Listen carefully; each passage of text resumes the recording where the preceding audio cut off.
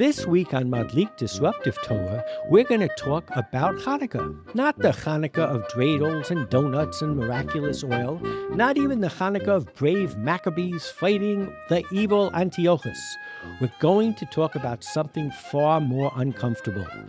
Hanukkah as a Jewish civil war.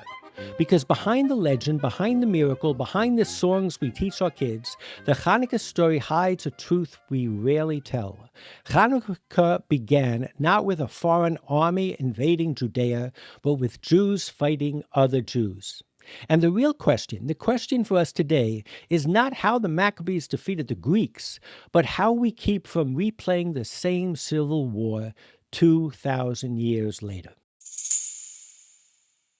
Welcome to Madlik. My name is Geoffrey Stern, and at Madlik we light a spark or shed some light on a Jewish text or tradition, which makes a lot of sense during Hanukkah, because we do say Lahadlik ner shel Hanukkah. Along with Rabbi Mintz, we host Madlik Disruptive Torah on your favorite podcast platform and now on YouTube and Substack.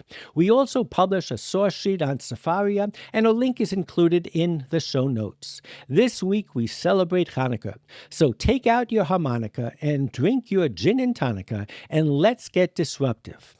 Join us for Hanukkah, the civil war we forgot and the shamash we need. Well, Rabbi, happy Hanukkah to you. When this is broadcast, we'll be right in the midst of Hanukkah at candle 3 or 4 or 5. I'm not quite sure. Great. What a good topic, and I'm looking forward. Happy Hanukkah to everybody. So, in Hebrew school, and I would say in our liturgy and in the Talmud and in Jewish tradition, it's all about a miracle of oil that was supposed to last for 1 day and lasted for 8. And then it's also about defeating the Greeks. I'll never forget, I was when I took my grandkids to Israel for the first time, and they went to a Hebrew day school, and they saw their first Israeli soldier. They turned to me and they go, "Who are they fighting, the Greeks?" Because we Jews, that was our first battle with the Greeks. But in any case, if you look at the Siddur, it talks about the few against the many. It talks about the weak into the hands of the mighty. It really seems, and we can read different things into it, but on the face of it, it's a battle against a common enemy, Greece. And when you think of the miracle, it is kind of unique, Rabbi. I've always thought that we Jews don't really celebrate miracles that much. We don't have our patriarchs walking on water or turning water into wine or wine into water. There is an anomaly here, and you have to kind of dig pretty far down to find in the Talmud a reference in the Talmud Shabbat 21b, where it says, okay, so there was this deal about this hidden flask of oil. This is the only place in the Talmud that they tell this story. Yep, and again, we have these wonderful, joyous traditions. But at the end of the day, the story of Hanukkah itself is a little bit of an enigma. And what we're going to do today is to dive down and go behind the Hebrew school facade and try to find out what really was going on there. Okay, let's go. So, the truth is, if you think about Hanukkah and the almost destruction of the temple or the desecration of the temple, it could be very similar to Tisha B'Av and the 3 weeks where we mourn it. The big difference, of course, is that it wasn't irreversibly destroyed. But when we talk about the temple being destroyed, we talk about sinat chinam, about useless and unjustifiable hatred. The truth is that if you look into the sources themselves, you start to see that this was less about an external enemy and more about an internal friction. I will argue even a civil war. If you go to Maccabees I, and of course, we only have the Greek. We don't even have an early Hebrew. It wasn't admitted into the canon, but it talks about, in those days went there out of Israel wicked men man who pursued many, saying, let us go and make a treaty with the heathen that are around us. For since we departed from them, or since we separated from them, we have had much sorrow. So these are people that are saying, you know why the Goyim hate us so much? Because we're different than them. So this plan pleased them well. Then certain of the people were so forward that they went to the king, the Syrian king, Antiochus, and he gave them license to do after the ordinances of the heathen. This is a little bit of a giveaway that they had to get permission. You Right. really think that this was kind of a treaty where they were saying, we want to be part of the city-states, we want to be legit.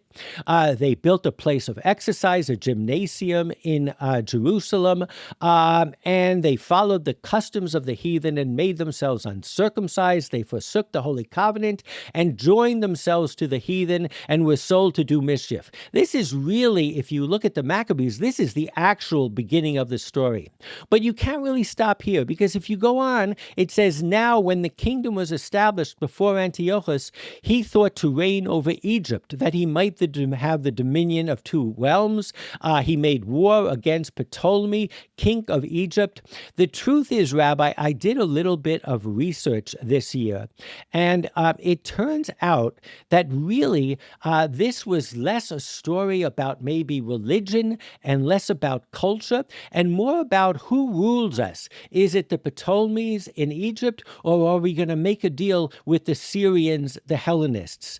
And before we get deep into that history, I'd like to kind of explore how throughout our history we have taken these two groups, the Hellenists and the Maccabees, and kind of used them to epitomize our own fights and our own kind of culture wars. You know, when going back to that Hebrew school narrative, the authentic Jews were the Maccabees, and the Hellenists, as I quoted from the book of Maccabees, they were whether through surgery or otherwise, trying to take away their Jewishness. They were self-hating Jews, or a prototype of that. But the truth is that, as I said a second ago, it really, if you look into it, it was about who do we go in terms of the empire. The fight wasn't about Greek culture versus Torah, according to modern academics. It was a battle between factions inside of Judea over which foreign empire to align with, Syria or Egypt. The question wasn't, should we become Greek? It was, should we stay with the Egyptian Ptolemites or switch allegiance to the Syrian Seleucids? As one historian put it, the quarrels were fractional ones, the issue being whether the old and popular government of the Ptolemies should continue, or whether the Jews should deliver themselves over to the Syrian kings and Hellenization. And that was something that I hadn't really ever realized before, but it does kind of sculpt the conversation that we're going to have today. Because on the one hand, it was an internal feud, but on the other hand, it's not so clear what position each of the sides took. Right. I mean, that's the most interesting piece of all. You're not sure what they argued about and what side each took. So let's see what we have.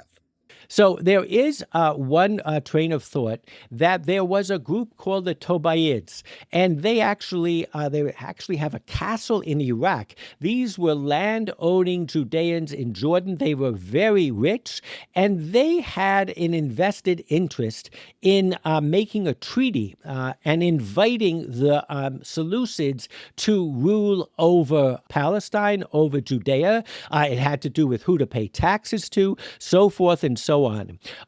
But the truth is that we are so used to taking the Hellenizers as opposed to the authentic Jews that if you look at today, there are people, and I have sources in Sefaria notes, who will say, you know who the Maccabees were? They were the Zionist nationalists. And who were the Hellenists? They are the foreign-funded human rights NGOs who are taking foreign money, foreign influence, and trying to push it upon the authentic Jews in Israel. This is from an article written in the last few years. This fight is going on in the Knesset as we speak.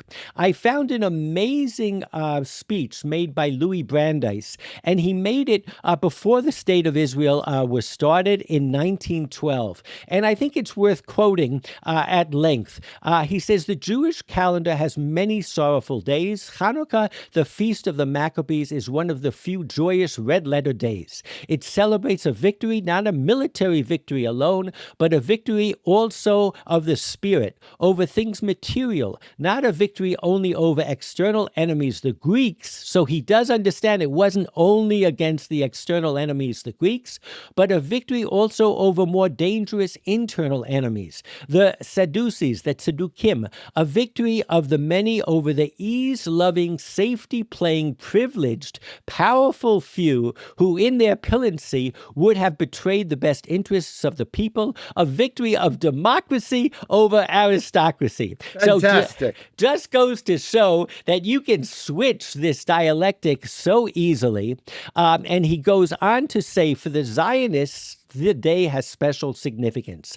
The Maccabees' victory proved that the Jews, then already an old people, possessed the secret of eternal youth, the ability to rejuvenate itself through the courage, hope, enthusiasm, devotion, and self-sacrifice of the plain people. In that distant past, the plain people achieved a rebirth. They will bring again a Jewish renaissance. So he's talking to an American audience who is very settled in the Golden Medina, and he is talking about the simple people in Judea fought against those who were satisfied and who had those vested interests. It's amazing how Brandeis, and I'm sure he was aware of the modern take already in his days, is really understanding what's at stake here. It's not so much about the Greek, it's more of an internal conflict, and he poses it as the Maccabees become the Democrats. They're the people fighting for the common man, so to speak. Fascinating, is it not? Absolutely fascinating, yes. So other writers compare Judah HaMaccabee to Herzl. Look, I was going through my library. You can only read so much. This is a book that a member of my congregation who was in his 90s was clearing out his library. He gave to me. It's from the Jewish Publication Society, Hanukkah, the Feast of Lights. And it was written in, I don't know, like 1925 or 40, before the state. So he writes as follows, and it's fascinating. Between Herzl and Maccabeus, separated by 21 centuries, there are many similarities, but a few differences. Outstanding, they are alike in that the one man has no more a statesman when the suffering of the Jews awakened his sympathy than the other was a soldier when called upon to lead his people in war. So the first thing he says is, Judah Maccabee was probably a peasant farmer, and Herzl was a journalist. Neither of them were in the state-making movement. He says, of the differences between them, the most important is that they came from opposing sides, in that the Maccabees took up the struggle to save traditional Judaism, while Herzl came from what today corresponds to the Hellenistic party of the earlier times. So Great. We have religious Zionists today, and some of them forget that the reason they have to say religious Zionists is because the original Zionists were not religious. In fact, they were children of the Enlightenment, of the Haskalah. And so it was very easy for this author to say that actually Herzl was a Maccabean type of figure, but he was secular, going against the quote-unquote traditional Judaism that was saying, we don't need a state, we'll wait for God to give us a state. Right. Okay, that's fantastic. Really fantastic. So I think that the idea is that each of these thinkers, and there are many more, have painted the Maccabees and the internal struggle as their struggle of the day. A little bit of a question, Rabbi, is why the rabbis buried the story. In other words, all of this conflict, you and I are aware of it. In the yeshiva, our Rabbi would tell us about the Hellenists, but basically they buried the story in our liturgy, in our prayers, under a miracle of a lost barrel of oil or of fighting the Greeks. And so maybe it's because unlike Tisha B'Av, the temple wasn't destroyed. Unlike Tisha B'Av, the rabbis were using Hanukkah to sustain us through the Golah, through the exile and the tough times. A civil war is not something you might teach in Hebrew school. A civil war is not something you celebrate with sufganiyot. So the rabbis redirected the holiday towards a small joy, divine grace. Because civil wars are ugly, factionalism is shameful, and maybe the rabbis believed the Jewish people couldn't survive if Hanukkah remained a memory of how we tear ourselves apart. It's kind of like Passover. On Passover, we try to build ourselves up. I think the rabbis kind of understood that Hanukkah we needed in the darkness of the Golah, in the darkness of winter. We needed the light, and maybe we have enough holidays that talk about how we have this innate ability to tear ourselves apart. But do you think, first of all, that the rabbis did hide this story? And do you agree that maybe some of these are the reasons for why they did? I think, yes, they did hide the story. I mean, I think that's always part of the fun, is it's conjecture. Why exactly did they hide the story? I don't know the answer, right? But these are definitely possibilities. It's fascinating. So I want to end on a high note. And I was doing some research, which I'll get to in a second. As you know, I love Yahadut Yisraelit, Judaism in Israel. But where I'm going to start is a real machlokus. We started at the beginning, say, where's the argument here? And it's a machlokus between Hillel and Shammai. And we all know that Hillel and Shammai are the poster children of a machlokus l'shem shemayim. And Hillel says on the first day, you kindle one light and you grow from there, mosif v'holech. And Shammai says you start with 8 candles and you end up with 1. So one of the commentaries that I said is, why are they arguing about this unless Hanukkah fell in disuse? I'm not sure that's a good argument. We have arguments about how tefillin are put together. So you could say, well, why were they discussing it? Weren't people wearing tefillin? Right. So I think probably it doesn't mean anything. There were different traditions. They were trying to codify the law. But I do think that what it shows is that, maybe we can take it a little bit metaphorically, and say, whether you light the candle from the right or the left, whether you see the glass half full or half empty, because that's absolutely the whole sense of the argument. Shammai would say the pach shemen, the piece, the glass that held the oil, was enough. It was full on the 8th day, on the first day, and then it got smaller and smaller and smaller. And Hillel says, no, the miracle got bigger and bigger and bigger. So really it was of a perspective. But whatever you can say is that both of them agreed that you had to have a light, and the key was that it doesn't get extinguished. But I would say that you can have a healthy arguments and somehow come together. And what happened was I was in Israel and I bought this book. And it is a book for families. It's full of songs and poems and games that you can play on all of the Chagim. And I started to look at Hanukkah, and I discovered something pretty amazing. There must be 7 stories in it.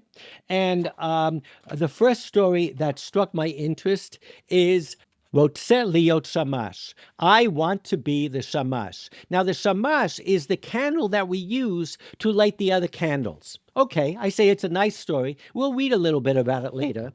Then I turn to the page, and lo and behold, the next story is Hashamash, the shamash, the candle that we use to light.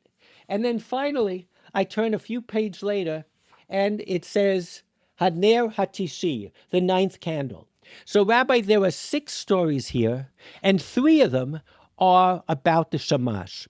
And I want to finish with the pedagogic lessons that the early starters of Israel put into the holiday, and what the lesson is that they wanted their children, the future children, to take away with. And so the first story is by Rachel Rosner, and she says as follows, and I have the stories in the Sefaria notes, so if you want to read them to your kids or just to yourselves, you can go ahead and do it. It says, our counselor Lily prepared a party in honor of Hanukkah. She said that the parents would even come to the clubhouse. There would be refreshments. We would play the dreidels. But most important of all, we would put on a play. And for a play, you need costumes. 2 weeks before the holiday, Lily assigned us our roles. Ruti, you're the first candle. Yona, you're the second. Saglit, third. Ofer, fourth. Shai, fifth. Ravital, sixth. At this point, I already began to worry that I wouldn't be in the show at all. There were so many children. There were only 8 candles, but suddenly I heard her call my name and say, Miri, shamash. I hadn't thought of that there even is a shamash, and I didn't want to be the shamash. And that's exactly what I told Lily. Lily said that every part is important, that there are children who don't participate in Hanukkah events at all. I knew she was right, but it didn't matter to me that the shamash is important or that its role is good. I simply didn't want to be one of the quote-unquote helpers, the one whose light is for others and not for me. Certainly I heard Rabbi Vital say, Miri, come, let's switch places. I couldn't believe my ears. With you? Well, maybe. It's very kind of you, I said, but do you really want to be the shamash? I don't want you to do me a favor just because your name fits. But Ravital, I like that. Miri is light, right? Right. But Ravital truly wanted to be the shamash. She was that kind of girl, a serious one, and for her the role actually made things easier. She knew a beautiful song about all the candles, and in her view, you absolutely had to know that none of the candles can be lit without the shamash. I, on the other hand, still didn't want it. It wasn't so simple for me. I peeked at Ophir's script and saw a lovely song in honor of the shamash. What luck! He even did the horror step to the side that I never managed to do. When I saw Ravital practicing, I began to sway. She was placing the little flame hat on her head and bowing. I breathed in and said, oh, how lovely this part is, this bowing and lighting the other candles. She was helping everyone, dancing as she went. Just bowing, I thought. Between the candles, she needed only to bow, and during the dance, to light them. How I love to dance. I held a little flame over the third candle's light. It always gives me a special glow. She ends by saying, but Ravital took her special candle, and I saw Ofer again holding his, and suddenly I understood. She was the one who started the lighting of all the different candles. And I realized I could now say, Miri, it was good that you switched places and danced her role.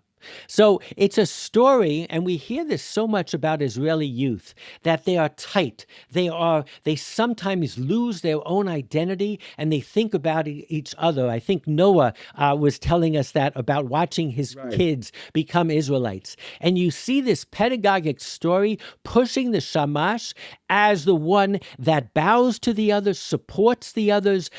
If it was a singular story, Rabbi, I think we could ignore it. But now let's read the next story, the Shamash by Miri Zelazan. True, I am only a simple candle, flickered the light of the Shamash, and yet the light of generations of heroes and of the holy mountain did not come from my flame alone. My friends, the flame that kindled within you, the burning strength of generation after generation, where was your light? Where was the courage of the generations, of the fighters through the ages? Was it only in my warm, simple heart that the first spark of light was lit? Therefore, my friends, remember well, as long as your light shines, it is the simple shamash's glow that burns within your hearts. On the window there stood a gold menorah. Toward the wintry night it hovered, dark, sending out abundant radiance. 8 lovely candles, proud and bright, their heads burning without fear, stood upright like wicks in a single perfect row. And warming itself, a little to the side, amid the scent of rising dough, stood one shamash candle, shining there in silence. The 8 candles gazed at it from their lofty seats, and in their eyes sparks of fire and a stirring in their hearts. We are the brilliance of generations. Our light is consecrated. You are but a little strength and service. And who are you, Shamash? Indeed, I am only a simple candle, flickered the light of the shamash, and yet the light of the generations, heroism, and of the holy temple. Did my light alone, my friends, ignite within you the flaming brightness of courage through the ages? Where was your light? Where was the valor of the generations of the fighters of long ago? Was it only in warm and humble heart that the first spark of light was kindled? Therefore, my friends, remember well, as long as your light still shines, it is the simple shamash's glow that burns within your hearts. It reminds me a little bit of what Brandeis was saying. He was That's saying fantastic. It's just like Brandeis. it's the common man. Right. But again, I think it's amazing to me, and I can't prove it statistically. It's only one book and one compendium of stories.